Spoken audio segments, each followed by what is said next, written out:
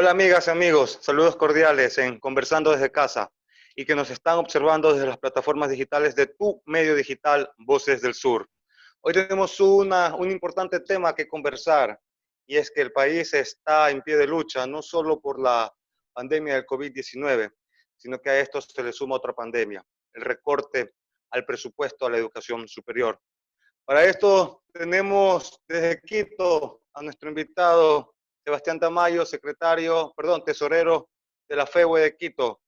Pero antes quiero dar saludos también a nuestros compañeros que se suman a esta mesa de trabajo. Stalin Miranda, desde un punto de Guayaquil. ¿Cómo estás? Hola, ¿qué tal Andrés y Caroline? Un gusto compartir con ustedes este espacio de diálogo desde casa, con el fin de que exista una verdadera libertad de expresión. Nuestros entrevistados serán indagados con objetividad y profesionalismo. Un abrazo virtual también para nuestros seguidores. Continuamos con más, Andrés. Listo, Stalin también. Desde la casa también se encuentra Carolyn Núñez. Saludos. Hola con todas las personas que nos están viendo a través de Voces del Sur. Bueno, pues me encuentro desde la comodidad de mi casa, pudiendo compartir este espacio con Sebastián, con Stalin, con Andrés. Muy gustoso. Gracias, Carolyn. Pues bien, como lo habíamos dicho al inicio, querido Sebastián, el Ecuador está en pie de lucha. El propósito del gobierno parece, y no parece, creo que está claro, es que quiere recortar el presupuesto a la educación superior. ¿Qué criterio tienen los estudiantes en Quito, Sebastián? Cuéntanos. Saludos. ¿Cómo están? Saludos, muchas gracias por los espacios. Qué bonito ver que la sociedad civil se está organizando para combatir el cerco mediático que en definitiva sigue el juego del poder, ¿no?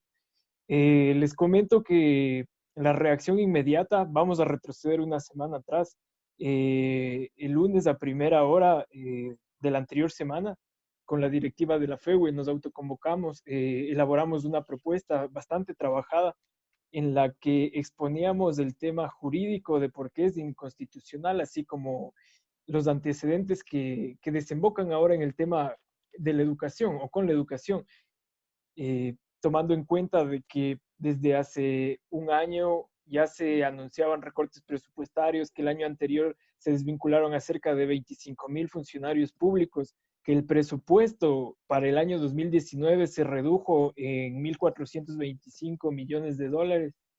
Eh, Todo esto como un cúmulo de asuntos que han seguido una directriz bastante certera y que no ha encontrado mejor medida o mejor excusa que la emergencia sanitaria, ¿no?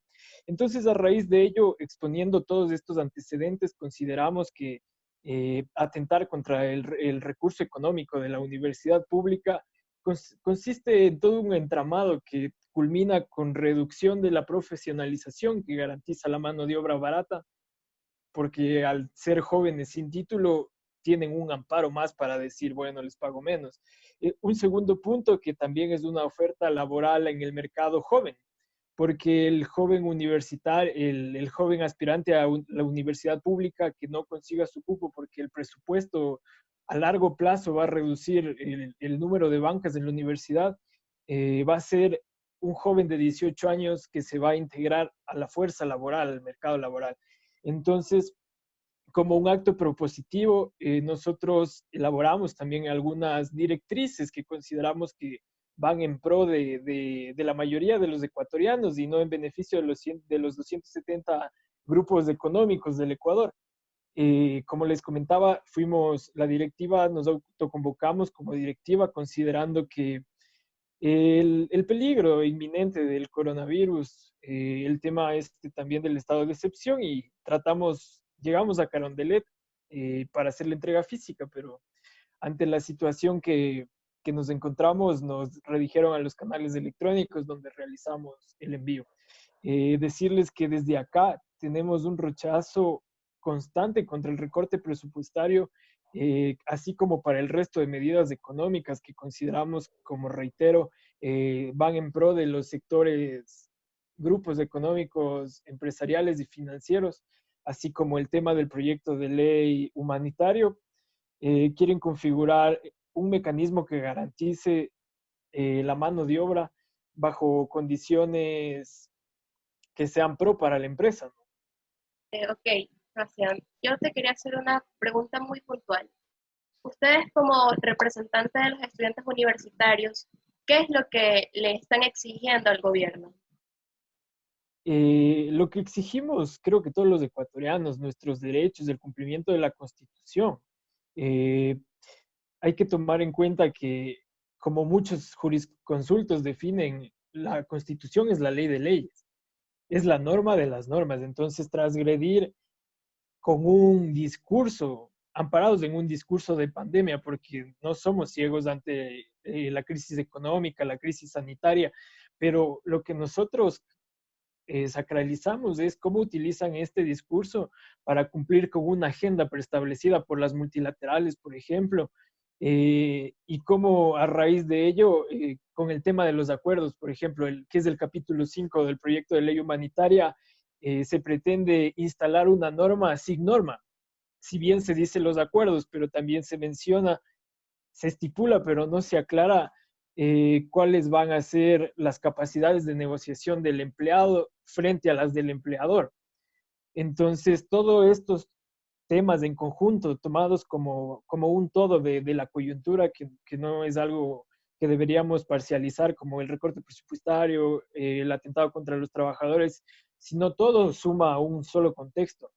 Y rechazar rotundamente, porque no podemos concebir que el pleno empleo que garantiza la Constitución sea afectado, la eliminación del desempleo y la erradicación del subempleo sean ahora unas nuevas modalidades de contratación y de liquidación, cuando han sido producto de las luchas sociales, de los gremios, y más que nada no se puede retroceder en derechos adquiridos. Entonces tenemos el rechazo total al recorte presupuestario y tenemos igual el rechazo hacia las medidas económicas, considerando que existen otros mecanismos para solventar el tema económico que vive el país. Simplemente que la postura de la política económica que maneja el gobierno actual es de enfoque totalmente en beneficio de los grupos económicos del país, que no es ajeno, que hemos visto cómo ha sido la distribución del poder, ¿no? Esa es nuestra postura. Estimado Sebastián, ¿qué piensa usted que se puede dar con el paso del tiempo en vista a las manifestaciones que se están dando cada día? Definitivamente son panoramas, son escenarios, por llamarlos más técnicamente, que no han sido previstos. El tema de la pandemia ha sido algo que parece sacado de los libros de historia. Así es. Unos hechos bastante alejados que en la vida quizá pensamos que íbamos a ser partícipes de ellos.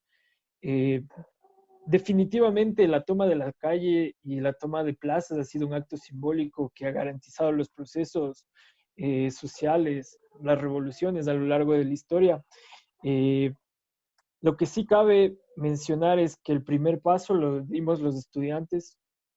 Hay muchos grupos, muchos sectores que se están autoconvocando, estudiantes que sin pertenecer a un gremio, a un partido, un colectivo, lo que sea, igual se autoconvocan.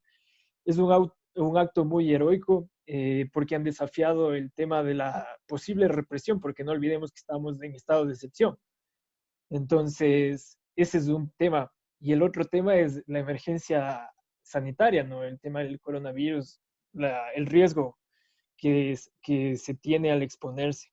Considero que el tema debe ir sumando a los demás sectores, que el tema estudiantil, reitero, no debe ser un tema aislado de los atentados al tema laboral, y que la sociedad civil se siente identificado, porque se ve la campaña de desprestigio diciendo que los profesores se bajen los sueldos, cosas por el estilo, sin considerar que tenemos Fuerzas Armadas o Policía Nacional que ni siquiera tienen un PhD ni una maestría y tienen sueldos también bastante jugosos, ¿no? Y aparte a ellos no se les toca. Considerando esto, creemos que este es el inicio de un proceso que decirte cómo va a concluir, no me atrevería a dar una perspectiva porque, como te digo, son escenarios bastante móviles, bastante cambiantes, nuevos. Como te puedo decir, también las formas de expresión ahora Si bien muchos quisiéramos estar en las calles, eh, por ejemplo, vivimos con personas mayores que si bien nosotros podemos arriesgar, pero sería irresponsable nosotros salir y con el riesgo de venir a contagiar a una persona adulta que vive con nosotros, el tema de la movilización. Entonces, esto nos invita también a repensarnos los nuevos espacios y el nuevo contexto para la contrahegemonía, para los grupos subalternos, cómo replantearnos nuevas maneras de expresión, pero lo que sí creo es que esto no termina aquí. Ya la presión política, igual al interno de Carondelet, se ve reflejada en los medios de comunicación, de no estar varias cosas que si empiezan a hablar de rupturas, de broncas al interno de Carondelet, es porque algo pasa, ¿no? Igual vemos que un hecho bastante raro que un personaje de ruptura como fue María Alexandra Ocles caiga. Entonces son cosas que ya te empiezan a mostrar que el problema no solo es la sociedad civil, el problema no es del 98% de los ecuatorianos, sino el problema también ya es político, la pugna de los intereses, todo esto ya está fraguando. Por ejemplo, vemos a posibles candidatos presidenciales al año que viene que ya son oposición. Entonces, la suma de esto sí puede jugar un factor bastante desestabilizador. Dar un panorama conciso, no me atrevería, por lo que te digo, todo está cambiante, pero creo que sí, sí le va a mover el status quo que ha mantenido el Estado, porque en definitiva no es ya solo los trabajadores, sino ya es los sueños de las personas, es el acceso, por ejemplo, de nuestras futuras generaciones a formar un sistema que garantice la mano de obra, amparado bajo leyes que como que socapan en los discursos de las pequeñas y medianas empresas, que recordemos las pequeñas y medianas son, o sea, desempeñan el rol económico como del 20%, mientras que el 20% de las empresas más económicas con capital, con mayor capital, representan el 80%, y eso se vio reflejado en la condonación de los impuestos que se dio 2 años atrás. Entonces, es de eso, pensar en el ahora, en el futuro, en nuestras futuras generaciones, que es un proceso a largo plazo que se quiere instaurar y es el momento adecuado, y creo que ya todos nos hemos cansado y debemos parar desde los diversos frentes que nos encontremos, con nuevas formas de expresión, como reitero, adaptándonos a las condiciones que ahora vivimos. Ok, Sebastián, como tú lo mencionaste anteriormente, pues nos encontramos en un estado de excepción a consecuencia de la pandemia. ¿Cómo tú crees que reaccionaría el gobierno ante las posibles movilizaciones de los estudiantes universitarios? Verás, te voy a contar desde la experiencia propia lo que nos pasó el lunes que les mencionaba que fuimos a Carondelet, el lunes 4 de mayo. Nosotros caminábamos por la calle exclusiva del Ecovía, es como el Metrobús, no sé cómo se llama ahí en Guayaquil, pero es una calle exclusiva y como ahorita no está funcionando aquí en Quito, nosotros caminamos por ahí. No hubo mayor problema, pero al rato de ingresar a la Plaza Grande, nosotros caminábamos con una pancarta, tranquilos. Y ya la policía se acercó, no de manera violenta, mentiría, pero sí con su prepotencia que les caracteriza, ¿no? Lo primero que nos dijeron es estado de excepción, guarden la pancarta, y le explicábamos un poco al policía y toda la cosa. Y bueno, ya se pusieron a pedirnos los documentos, a decir que nos retiremos, que no podemos hacer eso, que sigamos nomás. Y pese que éramos pocas personas. Y bueno, para evitar confrontaciones y que como que se sacralice la lucha estudiantil, preferimos optar por retirarnos, ¿no? Tratar de cumplir nuestra misión, pero sin embargo la fuerza pública nos siguió por algunas cuadras. Habíamos acatado las órdenes, solo buscábamos entregar nuestro oficio, doblamos el cartel que llevábamos y sin embargo nos retiramos después de haber cumplido nuestro objetivo, y igual por algunas cuadras nos siguieron. Lo que creo es que el estado de excepción también le dará varias garantías para que el Estado pueda garantizar, no sé si la represión, ¿no? Porque es un término bastante delicado, pero sí para que pueda disuadir las concentraciones, las movilizaciones. Y también hay otro tema bastante importante que tocar, que sea cual sea el delito de alguien de la fuerza pública, de las Fuerzas Armadas o de la policía, bueno, de la policía con mayor especificidad, el sistema de justicia no actúa. Entonces sí creo que es un punto muy vulnerable que los estudiantes en acto heroico están bastante expuestos en ese sentido, porque el estado de excepción y toda la condición legal que ampara a la policía no creo que jugaría totalmente en contra y podría darse bastantes hechos de represión si esto empieza a crecer. Sin embargo, este gobierno se quiere pasar la Constitución por encima. Eh, bueno, retomando las palabras que ya había mencionado, todo acto de inconstitucionalidad debe ser denunciado y el órgano competente para resolver estas controversias es la Corte Constitucional, que siendo el ente rector de interpretación de la norma constitucional. Entonces, conozco que ya existe el colectivo que realizó ya la denuncia, son conformados por algunas personas de la central, entre profesores, estudiantes, igual que se han sumado de todo el Ecuador. Eh, Estaba preguntándote si han tenido contacto, comunicación con organizaciones estudiantiles de otros lados, de otros puntos del país, o con las propias FEUES de otros lados. ok, sí, sí, efectivamente, estamos trabajando en un conjunto articulado con la FEUE Nacional de Cristian Flores, que es el legítimo representante de los estudiantes, en su defecto, amparados en ese cuerpo, en ese órgano confederado. Nos reunimos con FEUES de todas las partes del Ecuador, ¿no? Estamos planteando acciones que se encaminen a unificar el discurso. También hemos tenido acercamientos con sectores de estudiantes que sin tener la necesidad o el menester de tener un cartel o un título de pertenecer a un gremio, han decidido sumarse. Y eso nos ha pasado en la central bastantísimo. Así como los chicos se autoconvocaron para tomarse las plazas y calles, igual se autoconvocaron para nuevas formas de expresión. Por ejemplo, nos mandaban videos con sus consignas, había personas que se reunían entre los compas del curso, de la carrera, y hacían videos elaborados con, yo qué sé, TikToks de los que yo recuerdo. Hacía uno bastante bonito que me pareció, por ejemplo, alguien tenía un cartel y simulaba pasarle al de al lado y el de al lado simulaba que le pasaban y seguía así. Entonces, se han autoconvocado para varias cosas y siempre con el deseo de ayudar. Entonces, y nosotros estamos apoyándonos en eso, trabajando con ellos, con la gente que no necesita o no le gusta estar alineados bajo un colectivo, somos de FEUE. Y por ese lado, ese punto.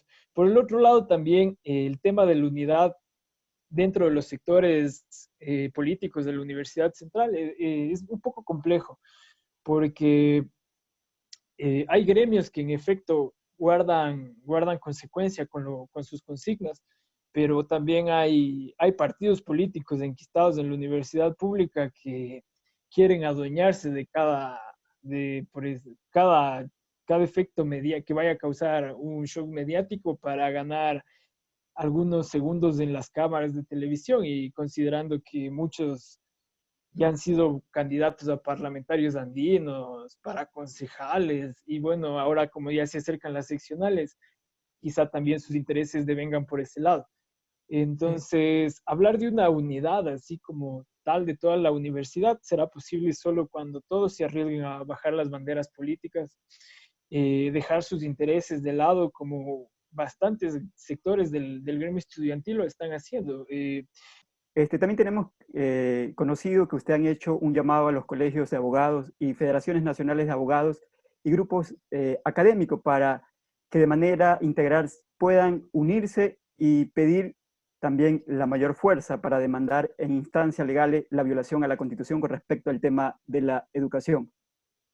¿Qué han recibido hasta el momento o con quiénes nomás han dialogado?